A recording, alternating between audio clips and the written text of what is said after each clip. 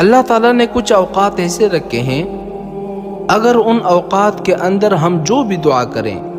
تو اللہ تعالیٰ ہماری دعا کو فوراً قبول کر دیتا ہے۔ وہ اوقات کون کون سے ہیں جن کے اندر اللہ تعالیٰ دعائیں کو قبول کرتا ہے؟ سب سے پہلے اذان کے وقت، دوسرا اذان اور اقامت کے درمیان، تیسرا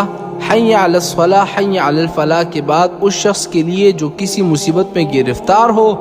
اس وقت دعا مانگی جائے تو دعا ہر حالت میں قبول ہوتی ہے۔